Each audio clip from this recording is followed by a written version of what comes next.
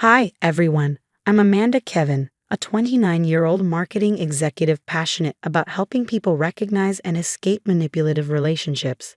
If love is blind, I was practically stumbling around in pitch darkness when I married my college sweetheart, David Foster, 3 years ago. On the surface, everything was perfect. David's booming law career, our beautiful suburban home, and dreams of starting a family. But lurking behind the picturesque facade was a storm named Amy Foster, my mother-in-law. Darling, the centerpiece you chose for Sunday dinner was interesting, Amy would comment, her wine glass poised elegantly. But I suppose that's what one might expect from someone with your background. Her words dripped with saccharine malice, leaving me speechless every time. Amy wasn't just any mother-in-law, she was the self-appointed queen of the Foster empire. As the head of the Foster Family Foundation, a legacy left by David's late father, Amy wielded her influence like a weapon. She boasted about pulling strings at David's law firm, casually remarking at dinner, "It's so fortunate Harrison and Mills values family connections, wouldn't you agree, David?" Her power was unshakable, and she made sure everyone knew it. Sunday dinners at the Foster mansion were nothing short of a theatrical tragedy. Amy's sister, Margaret, nodded along to everything like a dutiful puppet, while cousin Emma performed her weekly routine of fishing for Amy's approval. "Amanda, have you thought about freezing your eggs?" Emma asked last Sunday, her fox concern barely masking Amy's real agenda. "Aunt Amy mentioned you're focusing an awful lot on your career." I tried everything to keep the peace.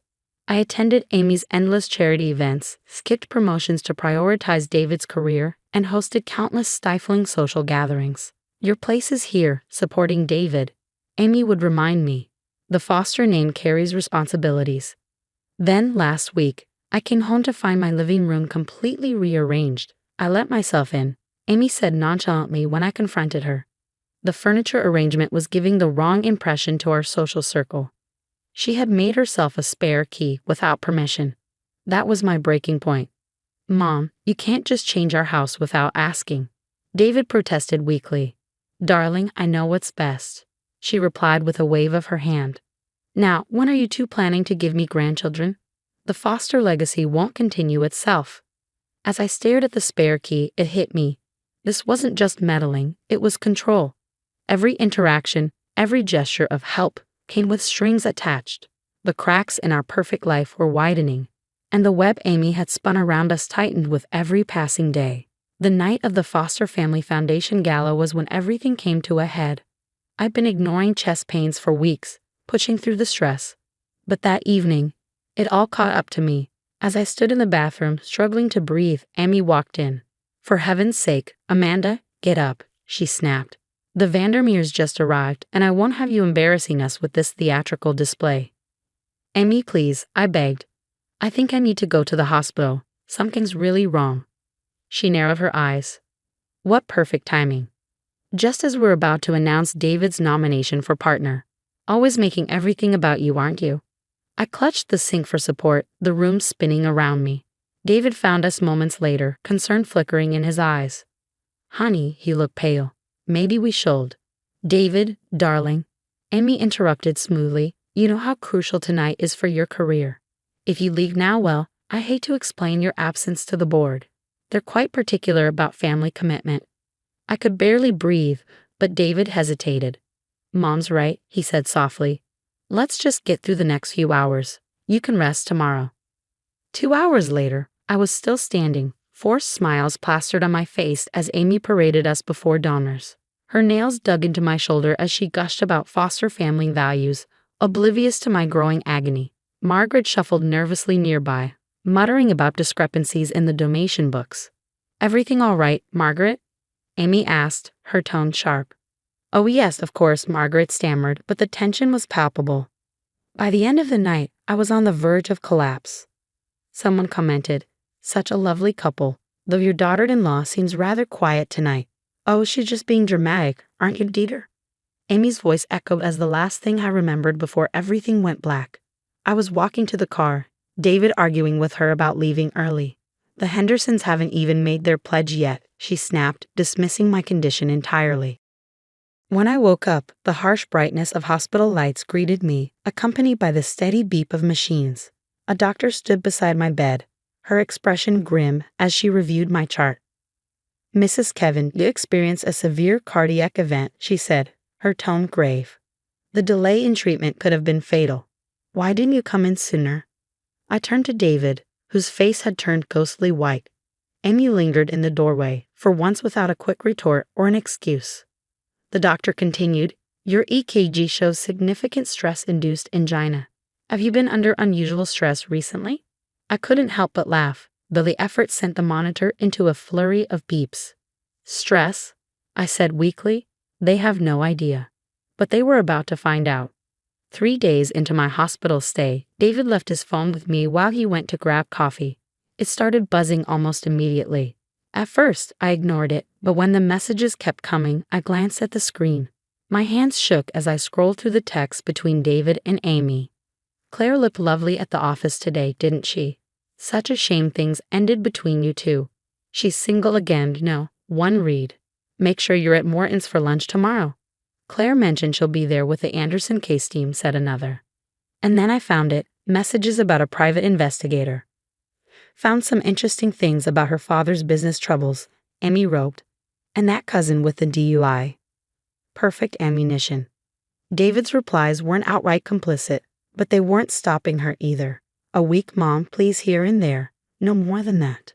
I was still processing this betrayal when my phone buzzed with a message from Rachel, David's estranged sister. "I heard what happened. Can I come see you?" An hour later, Rachel sat by my hospital bed, tears streaming down her face. She told everyone Paul was a gambling addict, said he was stealing school funds. "It was all lies," she sobbed. "By the time we cleared his name, the damage was done. No one from the family even came to our daughter's christening." "Manipulative by," I began, but our phones buzzed simultaneously, cutting me off. Emma had just posted several videos to the family group chat. "OMG, wrong chat, wrong chat," she frantically typed, but it was too late. We all watched in horror and vindication as years of Amy's cruelty played out on screen. There she was, dismissing my chest pains, threatening David's career, mocking Rachel's husband, and scheming behind the scenes. "Remember when she said I was imagining things?" Rachel whispered. Margaret called next, her voice shaky. "Amanda, I need to talk to you about the Foundation's books." When David returned and saw his phone in my hand, he turned pale. "I can explain." "The videos explain enough," I said quietly. "Either you stand with me, or you stand with her. No more middle ground." David broke down, guilt washing over him. "I'm so sorry. I started seeing a therapist. I can't believe I let her." Later that evening, he called Amy with me beside him. I put the call on speaker. "How dare you question my methods?" Amy's voice was cold, sharp. "Everything I've done has been for this family's reputation.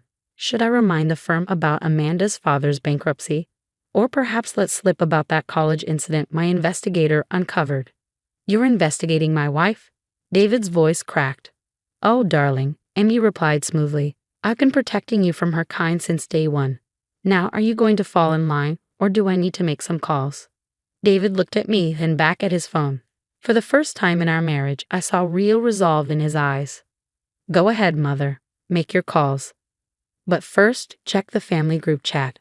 Emma had quite a lot to share.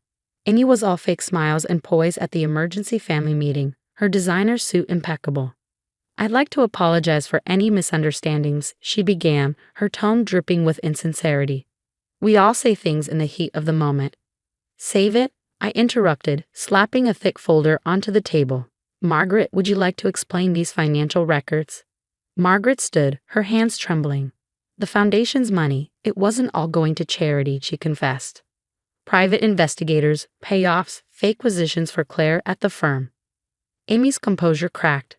"How dare you go through private documents?" she sputtered. "Private? Like the investigator's report on my father?" I shot back. "Or the money you paid Claire to pursue David?"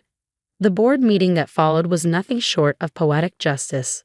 Rachel's anonymous tip had prompted an exhaustive audit of the Foundation's records. With every revelation, Amy's complexion grew paler, her mask of control slipping further. $50,000 to discredit a kindergarten teacher, one incredulous board member asked. Rachel leaned forward, her voice steady. That's what she spent to try and destroy my husband and me. 2 weeks later, the headlines delivered their own brand of satisfaction. Prominent socialite charged with embezzlement. David's firm wasted no time severing ties with the scandal. His boss even said, "We're announcing your partnership early, David." As for Claire, she accepted a quiet reassignment to their Seattle office. Her ambitions no longer aligned with Amy's schemes. The social fallout was swift and merciless. Emma's videos went viral, circulating whispers of Amy's cruel behavior. "Did you see how she treated her daughters-in-law?" became a recurring refrain in social circles that once idolized her. Margaret, now visibly freer, shared coffee with Rachel one afternoon. "I'm so sorry," she admitted. "I've started therapy. I should have spoken up years ago." Under Rachel's leadership, the foundation found new purpose. Her first major act, a scholarship program for teachers, a pointed yet uplifting dig at Amy's elitism. David and I moved across town to a house filled with light and laughter, new phone numbers, a fresh start. Therapy wasn't easy, but it was worth every hard conversation. "She can't hurt us anymore," I assured David one day during a session. "Sometimes I still expect her to show up," he admitted, his voice soft. 2 years passed, bringing growth and closure. My consulting firm now specializes in helping women escape toxic family dynamics, a journey of empowerment that resonates deeply with my own. Yesterday at Whole Foods, I spotted Amy. Her designer clothes were replaced with off-the-rack substitutes, her once commanding presence dulled. She pushed a cart alone, her eyes darting around nervously. Our gazes met briefly. She hesitated, reaching for her phone, then stopped, likely remembering that she no longer had our numbers. I turned away, heading back to my office where my assistant greeted me. "Your next client is here, Mrs. Kevin." "Coming," I replied, pausing to straighten the plaque on my desk. Its inscription read, "Helping women find freedom." Amy's shadow no longer looms over my life, though I know she thinks of me often. Each empty Sunday dinner, each article praising the foundation's success under Rachel, each reminder of the control she lost, it must sting. People often say forgiveness sets you free. I've learned that sometimes walking away and thriving is the best revenge. What would you have done in my shoes? Would you have left the gala despite knowing the potential fallout?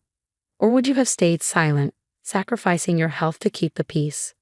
Share your thoughts in the comments below. I'd love to hear from others who face similar battles between well-being and toxic family pressure.